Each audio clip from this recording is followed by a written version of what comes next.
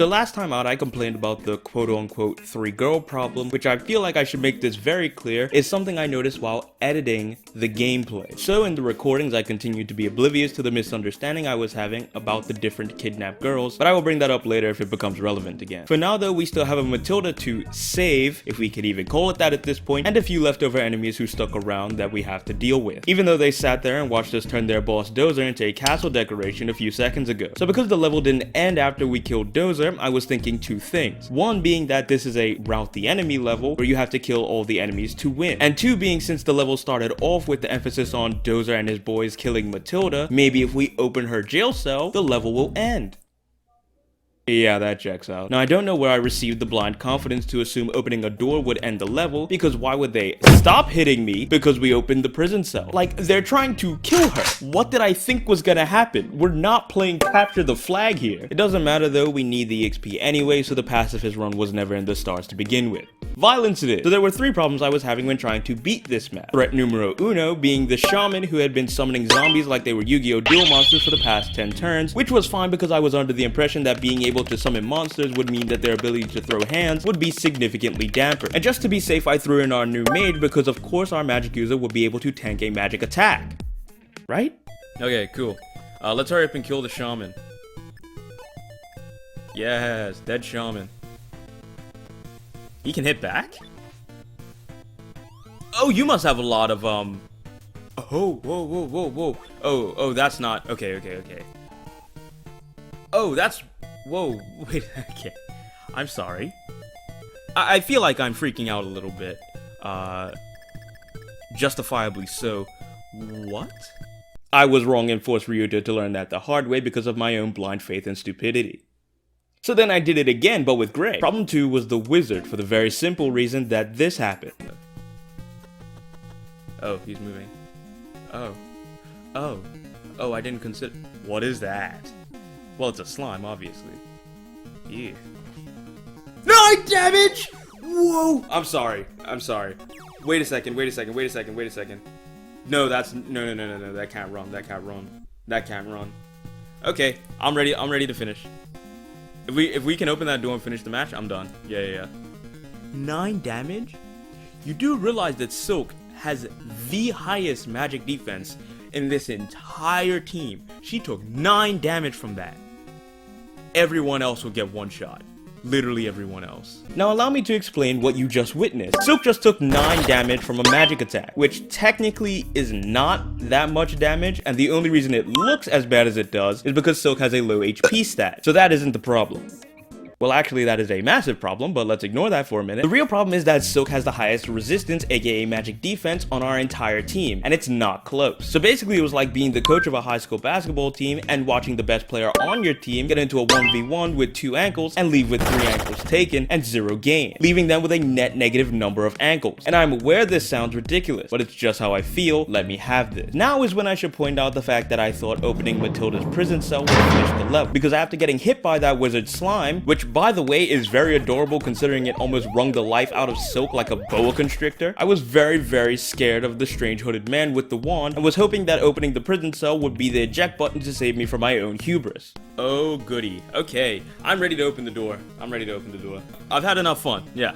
The training, all that, don't need it. We'll be fine. Honestly, probably better without the training. Who needs training, right? You know? We're strong. We can handle ourselves. We're grown. Okay. Yeah, I'm ready for this to be done if this is how it ends. Well,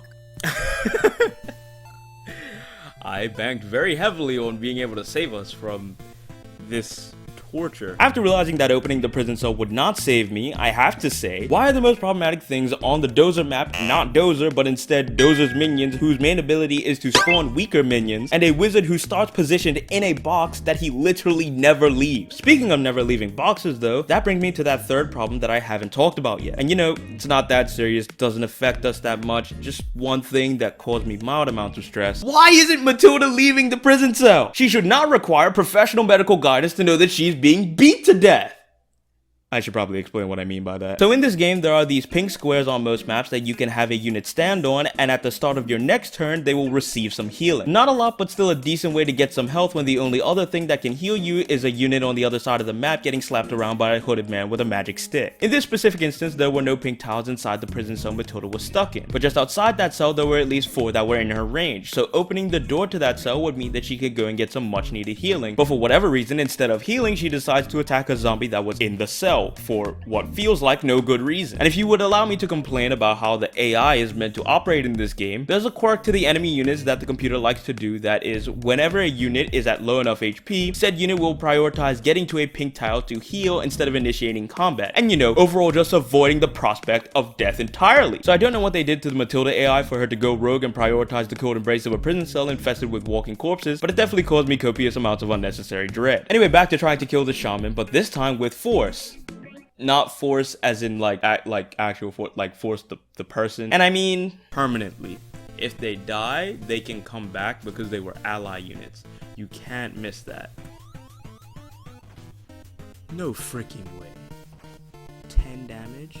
It doesn't make it better that he does it doesn't. Okay. Alright. What's happening? What's going on? What is it? Is this unwinnable or something? I'm confused. The results could have been worse. Also, after the wizard knocks Silk half to death, I opted to use Cliff to try and kill the wizard because he can attack from the safety of a 5-tile gap that he couldn't be countered from. So because the wizard could not attack any of us, he started using Fortify instead, which just heals all of his allies. In short, the thing we can't seem to kill is being healed by another thing we can't seem to kill. It worked out for us though, because as it turns out, this Fortify skill that the wizard was using was chewing through his own HP, which by the way was the only reason it was losing HP, because Cliff kept airballing his shots, but this no longer surprises me, so it is a fact I'm willing to ignore. So because the wizard cannot literally kill himself, I used Claire to finish him off thanks to her having 2 fully functioning eyes. Problem 2 is now no longer a problem. Problem 1 is still alive and kicking, unfortunately, and problem 3, and if this girl don't come out this flipping box, bro, I opened the door. Leave the jail cell. Oh, finally, thank you. Heal! What are you doing? Where are you going? Stand on the spot. Why would you not? What's going on? I don't get it. Everything's confusing and he keeps healing. You can only, produce 2 at a time? Oh my. Matilda, what are you doing? What's the problem, sweetheart? What is the issue? I need to know. I need to know why you keep on going back in there and not healing. Thank you! Oh my, I thought she'd never do it. Goodness, I was starting to think she was crazy. It took a while. With both problems 2 and 3 out of the way, we can now focus on problem 1. So because all of the other distractions were eliminated, we basically had nothing to be scared of. And because Claire has the 2nd highest resistance on our team and was able to quickly fly to the shaman, we basically made her do all the team's heavy lifting. I feel like Claire might actually be really good at killing him. But I don't want to risk it not just yet. Give it a little bit more time. And by a little bit more time, I mean right now. We're attacking now. Let's go! 6, that's good. Oh, good stuff. Oh, Claire, I could cry. Claire, because of that, I want you to do the finishing touch. I don't want anybody else even try it. Yeah, because I think if Python hits, he'd actually kill it. So I'm not gonna bother with that. I'm gonna bring Cliff close just in case we get in danger, but other than that, I just want Claire to do it, especially because she's really close to level 7. Okay, yeah, she's really close to level 7, and I think if she kills this, she will be level 7. Yeah, she's got 93, so if she kills this, then she'll be level 7, and then she can upgrade, I'm pretty sure. Come on, you could do one more. If you dip this, you're our key player. You MVP Claire Cleave's sister. What an absolute legend. 65 is a lot. Can be promoted? What? So after finally being done with that map, we had to go and save Matilda from the prison cell. Again. for some reason. It wasn't pointless though, because this prison area was also where Doza decided to stash the Regal, which I'm pretty sure is basically this game's Falchion, and the only reason I'm not absolutely sure is because Regal and Sophia are the names of the domains within the country of Valentia, so I expect there to be a sword called Sophia, and based on that logic, it's possible there is a sword called Valentia as well that can also fill the Falchion role alongside the Regal, unless the Valentia does turn out to be a sword, in which case that will probably be the Falchion replacement. Either way, that's all I have for you this time around, because after this I ended up taking a month-long break from the game and forgot nearly everything that happened, so it was quite the experience, but that's for another day. Alright, so bye.